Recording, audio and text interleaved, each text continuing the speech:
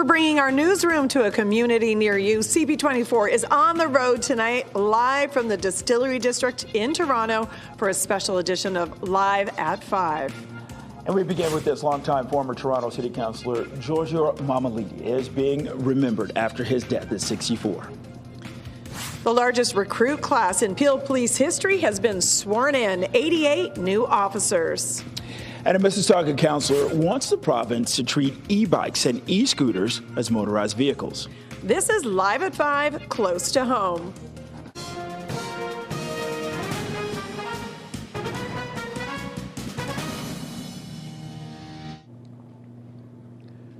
Welcome to a special edition of Live at 5, Close to Home. This is part of a series of newscasts where we visit a community near you. You're going to see us in your neighborhood where you work, play, and grow, talking about the issues that matter to you. Yeah, and we're coming to you live from Arceo. It's in Toronto's Distillery District, a really vibrant neighborhood full of art, history, shopping, and culture. Good evening. I'm Bakari Savage. I'm Liz West. Welcome to Live at 5, Close to Home. And we're going to be joined by special guests throughout the hour, starting with the Deputy Mayor and the Councillor for Ward 10, Spadina-Fort York, Asma Malik. Thank you very much for joining us this evening. We really appreciated coming here. We also have to talk about this. What is so special about this part of the city? And what are the unique challenges right here? Well, first of all, thank you for being at the Distillery. It is such a remarkable neighborhood. And I think we have, as Torontonians, so many connections and memories to a neighborhood like this one. It's, first of all, such an amazing testament to the history of the city, the cobblestone streets, the amazing architecture, including the space that we're in right now, but so many special shops, so many artists, and most of all, that feeling of a neighborhood, because it is one. It is one of the most iconic historic districts in our city, but it's also a home to residents, but also to amazing businesses. And, I know so many people like me connect to the Distillery because of the Winter Village, right? My winter holidays and Christmas is not complete until we've been able to come here, and the iconic tree lighting as well. And something that I've been working very hard on is to make sure that everyone knows that the Distillery is a destination 365 days a year. Small businesses are the #1 employer in the city of Toronto. I don't think that will surprise us. And they need as much love as they can get, especially in neighborhoods like the Distillery. And I'm so proud of some of the work that I've been a part of. Even just in this last budget, this past month, we were able to increase the small business tax discount, which ensures that more small businesses like the ones that call the Distillery home can keep thriving. Councillor, this is a very special place. Maybe one of the reasons why we got the FIFA, games, and it's 100 days away from that, which is really right around the corner. I know you held a public meeting last night. Can you tell us what came out of the meeting? Absolutely. Well, FIFA is so exciting for our city. Toronto is the place to be, whether we're hosting the games or not.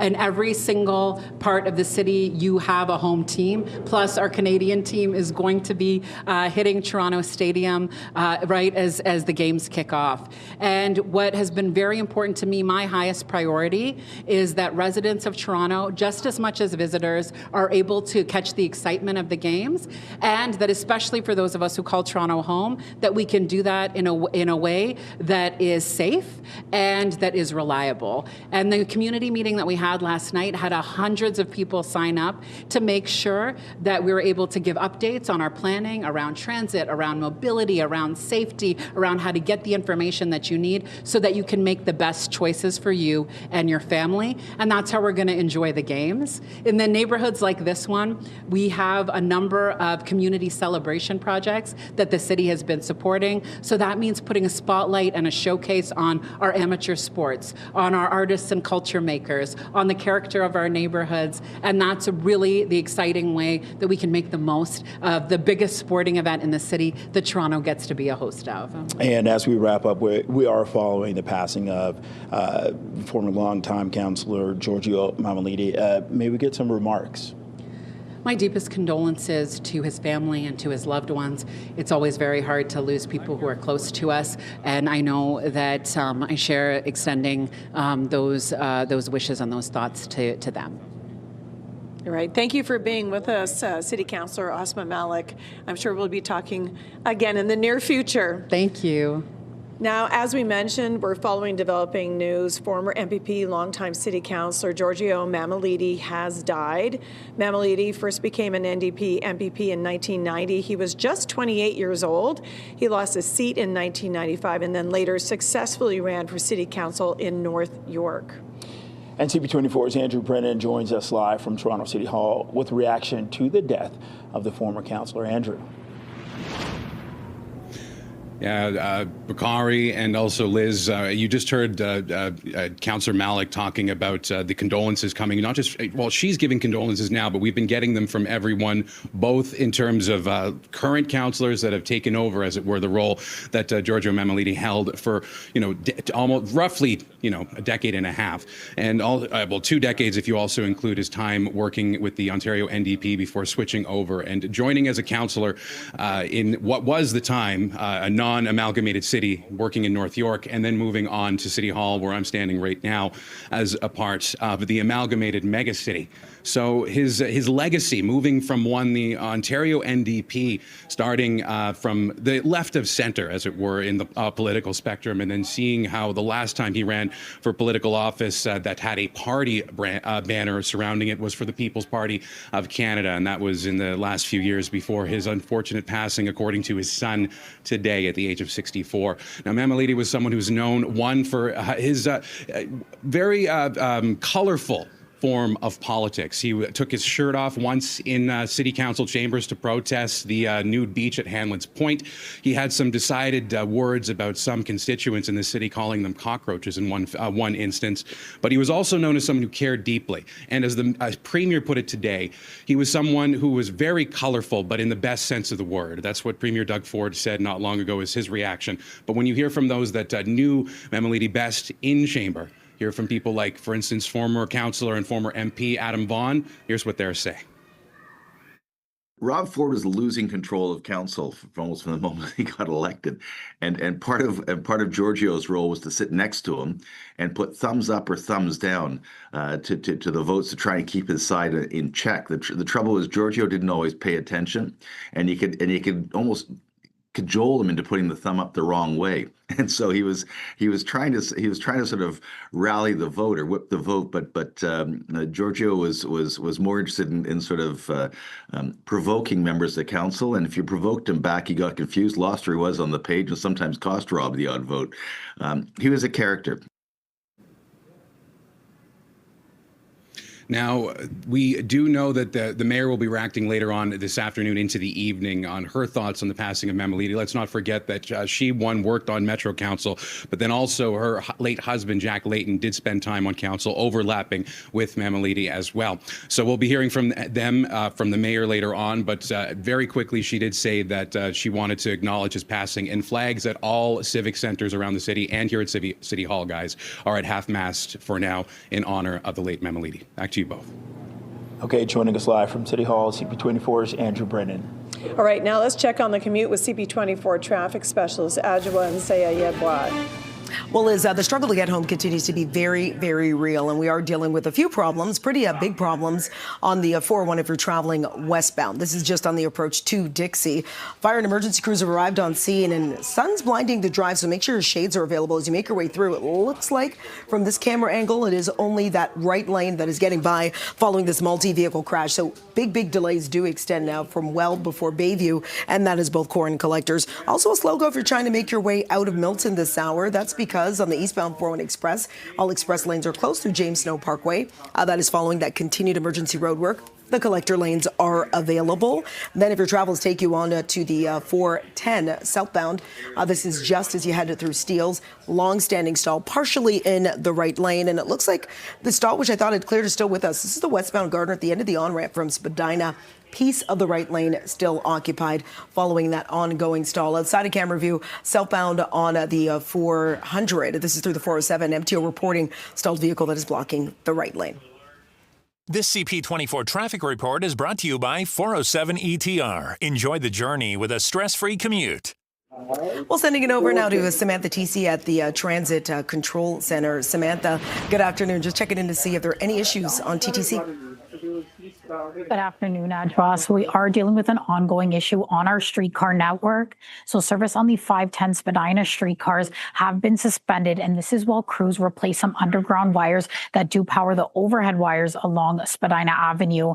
Now, shuttle buses are running from Spadina Station all the way through down to Queens Quay, and we have ramped up service on the 509 Harbourfront streetcar route for those passengers that are traveling along the Harbourfront corridor all the way to Union Station. Now, extra TTC staff is on scene at key points along this route if you do need help navigating the area.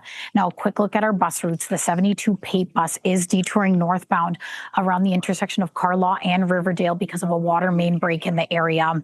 Now, quickly looking at our subway service, things are moving well tonight with no delays reported underground on lines 1, 2, and 4, and things are shaping up quite well on lines 5 and 6 tonight with no delays reported over there either. Now, to stay up to date on the latest, make sure to check us out on the ttc.ca website. And with that, I'll send it back to you, Bakari and Liz. Thanks for that update, Samantha. And a special weather statement is in effect for Toronto with more snow on the way. So Environment Canada is warning that heavy flurries, which could reduce visibility to almost zero at times, are possible this evening. It says that road conditions are expected to be difficult, and you should just give yourself some extra time if you need to travel. The agency also says snow could accumulate quickly with up to 2 centimeters expected locally. Okay, right now it is 5:11, -1, feeling more like -9. This is Live at 5, close to home. And up ahead, we're going to meet some of the small business owners that make the Distillery District so unique. At the Distillery Historic District website, it gave us a look at some amazing archival photographs. We're going to have more from the distillery coming up during the special edition of Live at 5, close to home.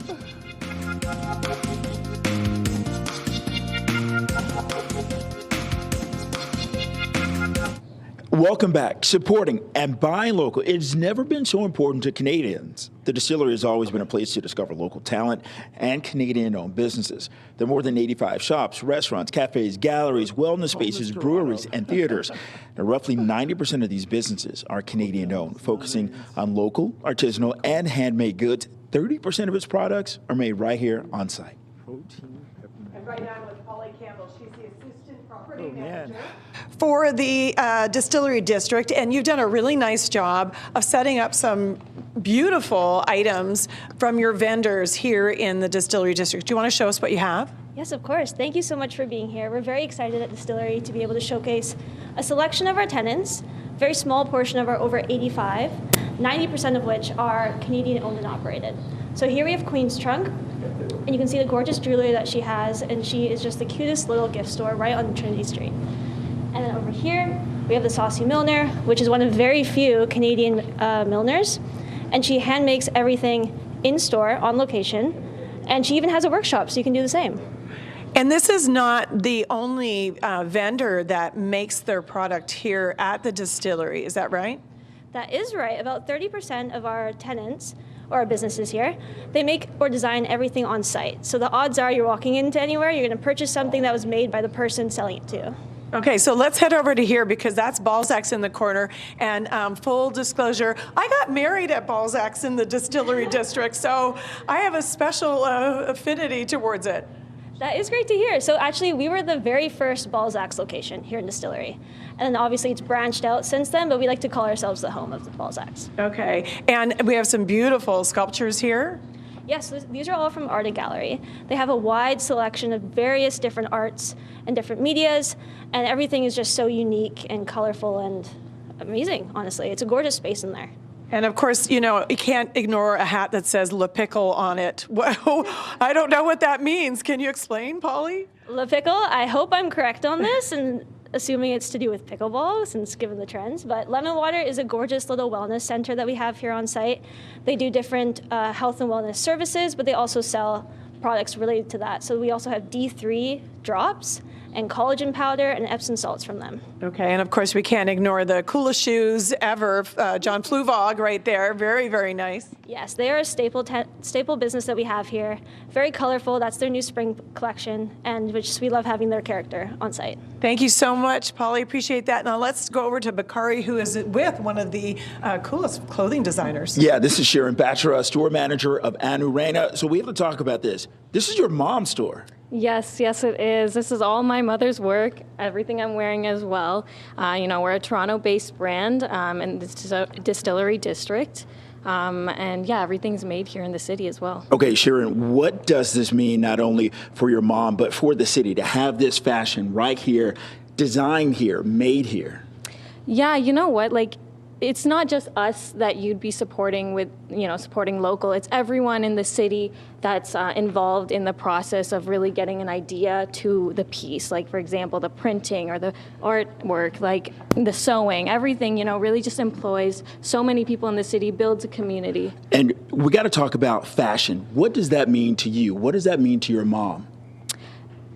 Just really about storytelling. Like, for example, her newest collection, Whispers, is based off of her childhood growing up in Kashmir. So, this kind of represents the amalgamation of all her memories. The paisleys are all very staple patterns of where she's from. So, she lost her home when she was young. So this is really an homage to her home region that she's turned into this really unique, edgy collection. Sharon Batcher, store manager, and Urena, thank you very much. That was great. And from fashion to Liz, fashion, turn to the left, fashion, turn to the right. I'm with the coolest purses ever. This is Sarah Tang, who's the principal and the designer at Hoibo.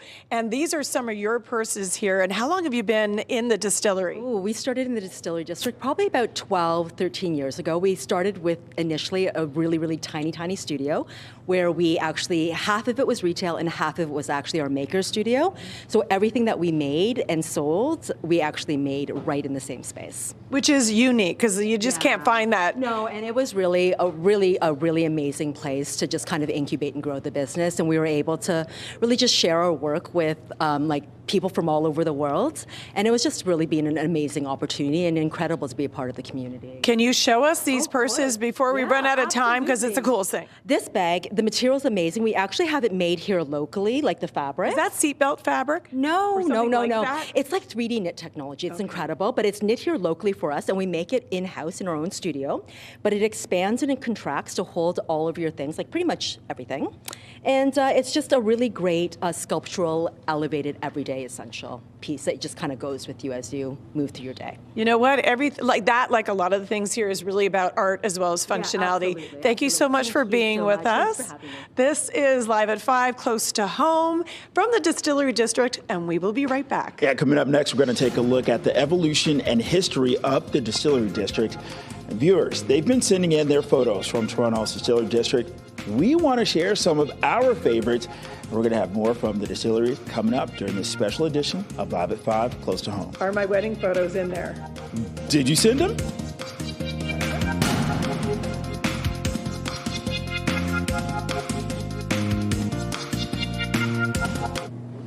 Well, CP24 is on the road tonight, live from the Distillery District in Toronto for a special edition of Live at 5. It is one of the most photographed spots in the city, but there's a lot more to it than just great selfies. Yeah, history, charm, and plenty to discover, and you can experience it all on foot. So, Liz, you want to know something? What? I actually took a few hours to explore the area myself. Check it out. Next time.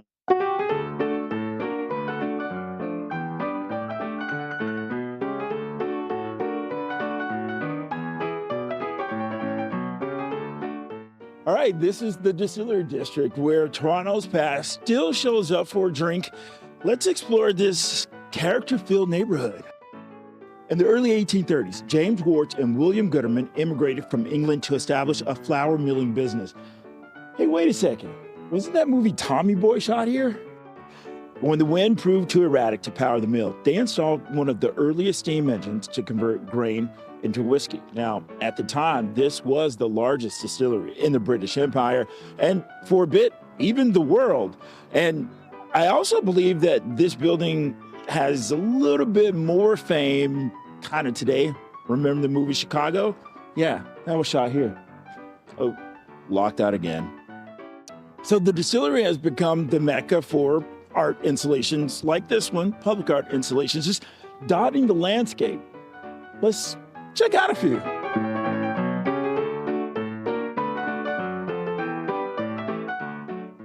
A symbolic piece, a laser-cut cold rolled steel sculpture. It's inspired by the diversity of our community, of our neighborhood. It's right here in the Distillery District. Kind of cool, right? So you've heard of Burning Man Festival, right? Well, this is it. It's a 40-foot spider-shaped statue. It was originally created for Burning Man Festival. We got a lot of love, T.O. Just look. It's a big heart. It's 14 feet tall, 12 feet wide. It's fabricated out of hot-rolled steel. I need to warm up a little bit. I think I'm gonna grab some coffee.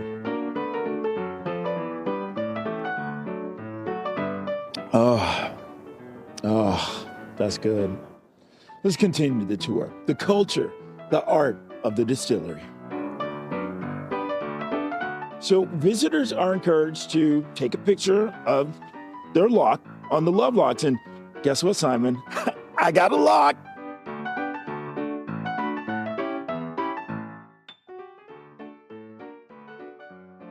The distillery reopened in 2003 as the vibrant arts, entertainment, and cultural center that you see today, which is where we are here with my man Ray. This is inside the Spirit of York. Ray, what do you have? You're going to be trying our 100% Ontario rye whiskey, 46% alcohol, so we're going to warm you up, buddy. I like the sound of that, my man.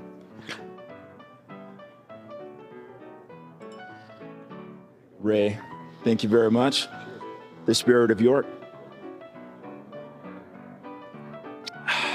Oh my God, that is delicious. Wow.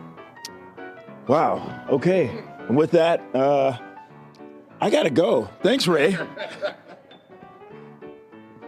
Want to know more? Heritage Toronto plaques give a brief description of the building's use and the date of origin. It's pretty cool.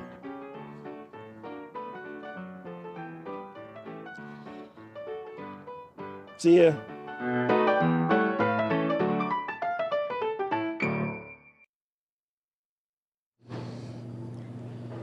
You know what, Liz? It would have been kind of nice if you had joined me. Well, took time out of your day, maybe. You could have brought a little shot back for Liz, but no, that's okay because we're going to take a closer look at the evolution and historical significance, of the Distillery District. And right now we're joined by, on location here, by Aaron Binder. He is from Go Tour Canada. And Aaron, I know that you have a long history of doing walking tours here and Segway tours. And I get the feeling, well, if these walls could talk, that there are some good stories that took place here. I can't tell you all of the stories because we're on broadcast television, but there are certainly some stories that are super salacious. What's your favorite? You know what? I got to harken back to the Prohibition era. I think that was one of the wildest times in Canada, in North America.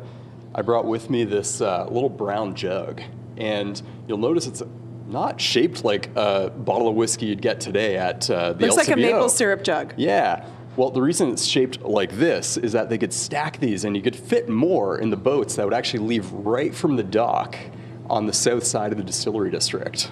Oh, okay. But, I mean, that's pretty cool. But I think what else is a little bit cooler, hot shot. I also brought the hot shot. What's a hot shot? So during the First World War, they actually produced antifreeze and acetone here.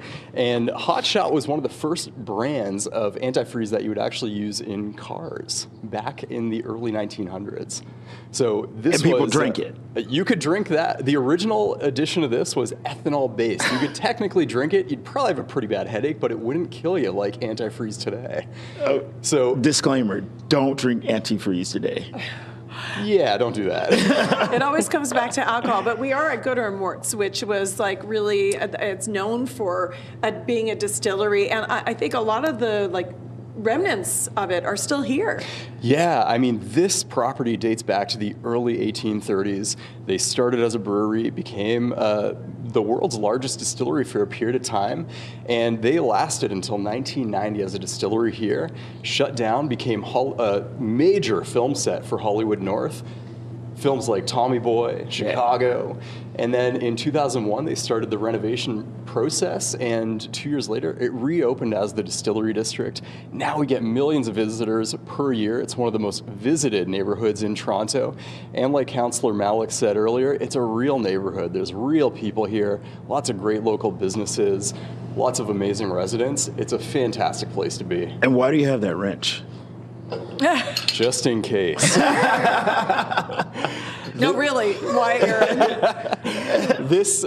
So this is actually a copper wrench, because if you're using steel, it can spark. And when you're making booze, everything's pretty explosive. So with copper, you don't get the sparks. So they had a couple of pretty serious explosions here back in the early days of the distillery until they figured out copper's really good. All right, that's a good story. Thank you for being with us, Aaron. Yeah, thanks for having me. That's Stick around. Aaron Binder from Go Tour Canada. Okay, and in other news that we're following, Peel Regional Police, they're marking a historic milestone today. This as the service swears in the largest recruit class, in its history. And for more on this, let's go live to CP24, Steve Ryan. Steve. Yeah, 88 new recruits received their promotion today. They took their oath of office. They received their badges, which is a very memorable moment for any person that becomes a police officer. You certainly remember this day for your entire career. So the process, how it works, you get hired by a police service here in Peel Region. You're hired as a civilian, clearly. There might be some in-house training before you go to Elmer, where all police officers in the province are required to pass rigorous training for 3 months. Once they successfully pass all of that training, academic, physical fitness, self-defense. Then they're sworn as police officers in the province. Then they are free to police in the province of Ontario. Then they come back to their respective police services. The 88 recruits came back here as recruits. Peel Region may do their own in-house training, and then they have this ceremony that they've had today. So as of this afternoon, they entered this hall here in the Convention Centre, Mississauga, as recruits.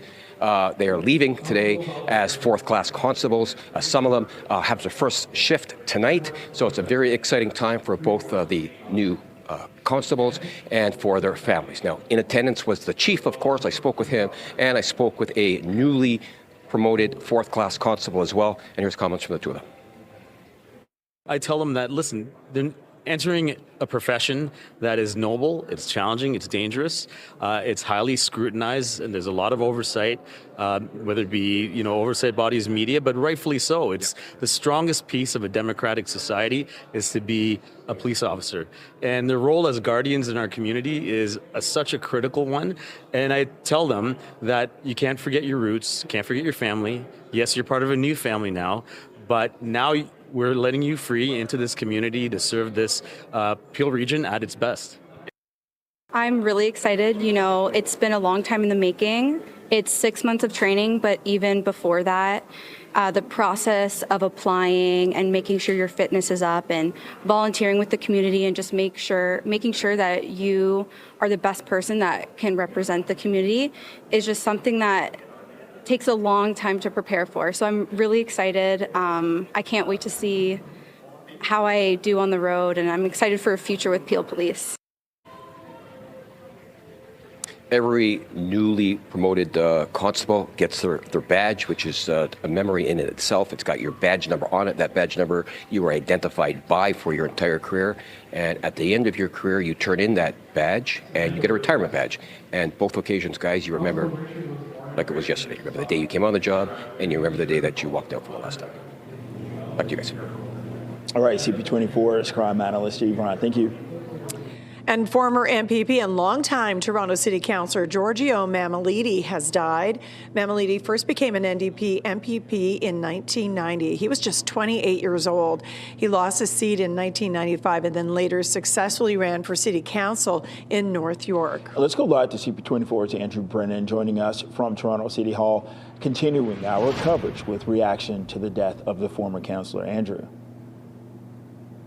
Good afternoon to you both. And some of the people that we've been hearing from, those that knew Giorgio Mammoliti best, those that, for instance, called him Mammo, that worked with him on City Council, or others that knew this man as someone who not only made colorful statements, but also behind them also truly did care, is how they're describing this now former MPP and city councillor, and now someone who, unfortunately, according to his son, passed away today.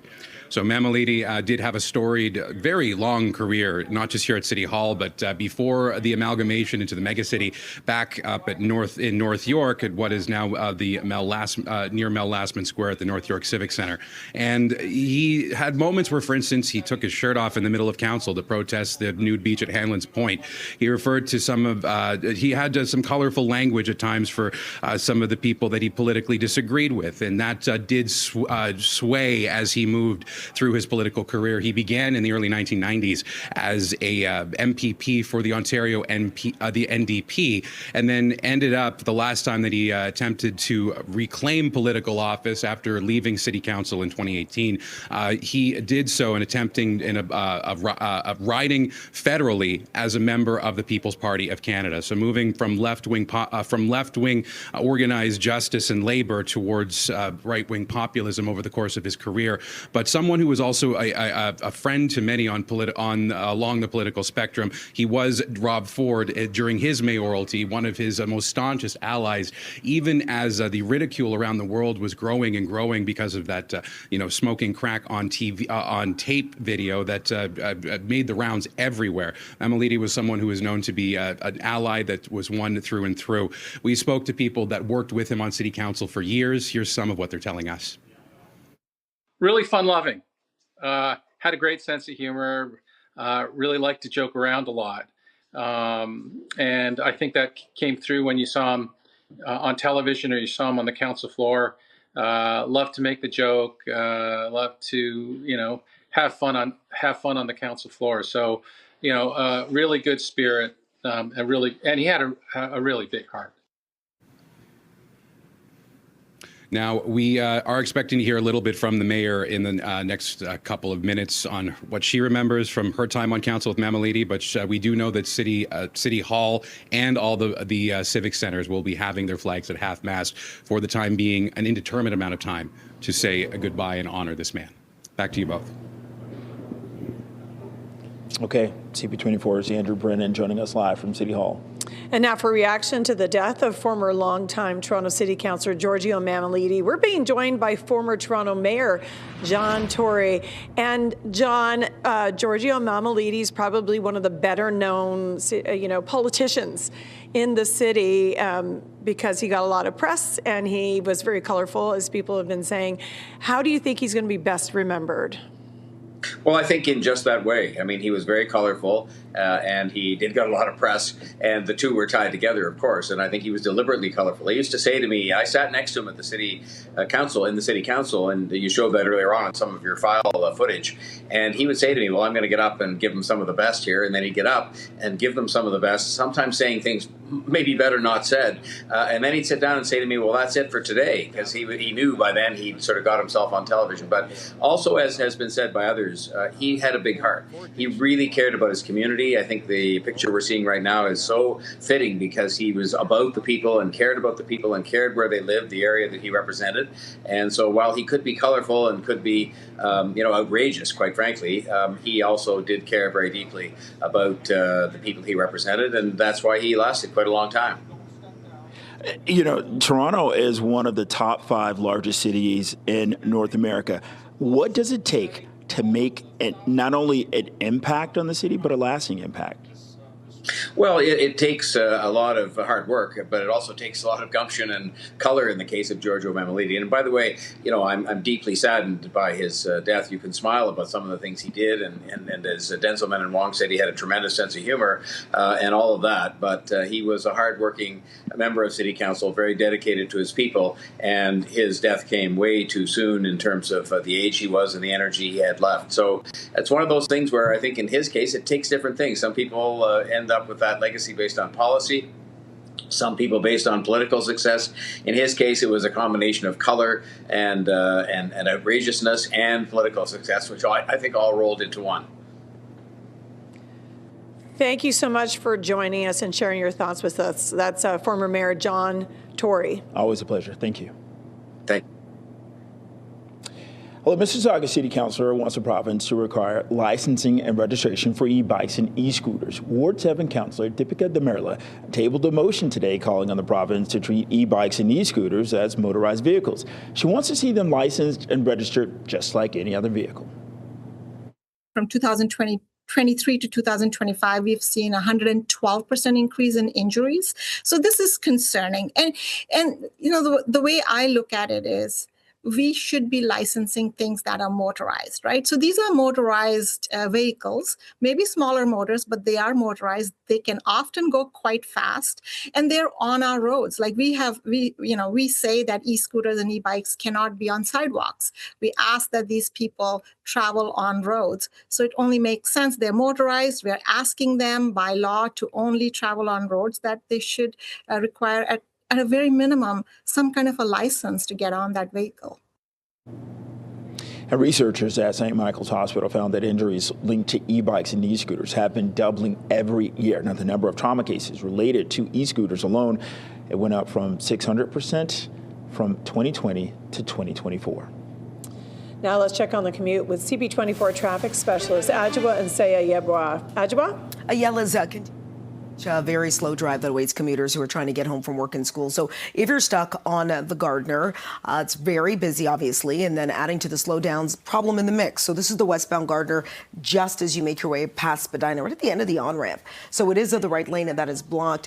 Again, a lot of lanes through here, still a slow go as you exit the downtown core. And then further west onto the QEW, looks like problems are just clearing. So QEW Niagara bound, just through Walker's line, we were dealing with a collision. It was in the right lane. It cleared. The backlog is still there from Ford Drive.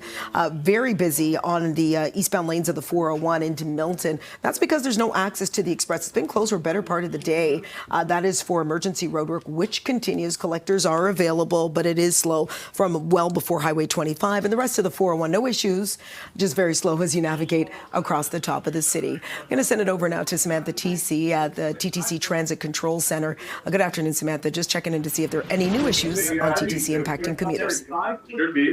Thanks so much, Ajwa. So things are moving well for us this evening. We have no delays reported on any of our underground subway routes, as well as on lines 5 and 6 LRT. Now, looking at our streetcar service, we are dealing with an ongoing issue on the 510 Spadina route. Streetcar service has been replaced by buses from the Spadina station all the way to Queens Quay and Lower Spadina. And this is while crews replace some underground cables that have been damaged that do power the overhead wires along the Spadina corridor. Now, if you are traveling from the Union Station, we have ramped up service on the 509 Harbourfront route for those traveling along the waterfront area. Now, we have added extra TTC staff at key points throughout this location if you do need help navigating the area. Now, a quick look at our bus routes. The 26 DuPont buses are detouring both ways around the intersection of DuPont and Symington because of road construction going on in the area. Now, to stay up to date on the latest, make sure to check us out at ttc.ca, or you can follow TTC Notices on X. And that's it from us. I'll send it back to you, Bakari and Liz. Thank you for that, Samantha. It's 5:43, -1, but with the wind chill feeling like -9. This is Live at 5, close to home. And viewers have been sending in their photos from Toronto's Distillery District, and we want to share some of our favorites. We're going to have more from the Distillery coming up during the special edition of Live at 5, close to home.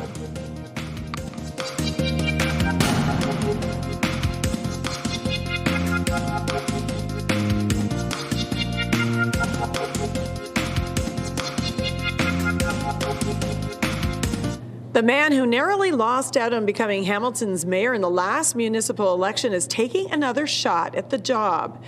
Keenan Loomis says he will run in this year's municipal election after losing to former Ontario NDP leader Andrea Horwath by a little over 1,600 votes. That was in 2022. Now, the president and CEO of the Canadian Institute of Steel Construction made the announcement in Hamilton this morning. And Mayor Horwath also said that she plans to run for re-election. Loomis says Horwath has a record to run on this time around. The need for real leadership at City Hall is more acute than ever. You're right. This is a mess that the next mayor will be inheriting. We really did last time around have a very positive campaign We tried to stay out of the gutter that our opponents were in often during the campaign. But now this mayor has a record to run on, and it's not a good one.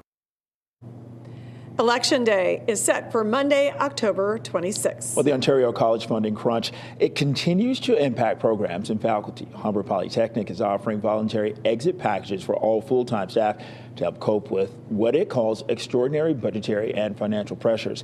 The school says that it'll evaluate the results of the offer in the coming weeks and provide an update. Well, Premier Ford was asked about the Humber exit program. This was at an event in Niagara Falls today. We're investing a record amount. No one's ever invested upwards to $7 billion in our colleges and universities. Those are staggering, staggering numbers. And I think the world of Humber College, they're the largest in the entire country. Campuses up in Etobicoke North and down by the lakeshore. But I'm going to repeat this, folks. No one has invested more money into colleges and university than our government. $7 billion, and we just gave them $6.2 billion over 4 years on top of the existing funding. And Humber says it's also working to find operational efficiencies. And staff at Toronto General, well, they're celebrating today. The hospital has been ranked the second best in the world by Newsweek magazine. The University Health Network Hospital moved up a spot since last year, placing just behind the Rochester-based Mayo Clinic. Now, the list ranks 250 hospitals by surveying medical experts and compiling patient experience data and quality metrics for more than 2,500 hospitals across 32 countries. Toronto General Hospital is known for cardiac care, organ transplants, and complex patient needs. Well, this is a great honor for UHN. This is an honor for all of our partner hospitals in the Toronto Academic Health Science Network and across this country. Canada has a great healthcare system, not a perfect one that needs improvement always, but we share this with all of our peers. We're a single team, and healthcare is a team sport. We're so fortunate to have it here, and UHN actually operates 10 sites, including Toronto Western Hospital, Princess Margaret Cancer Centre, and Toronto Rehabilitation Institute. Right now it's 5:49, -1, feeling more like -9. This is Live at 5, close to home. And viewers, well, you've been sending in your photos from Toronto's Distillery District. We want to share some of them. Here are our favorites. We'll have more from the distillery coming up during this special edition of Live at 5, close to home.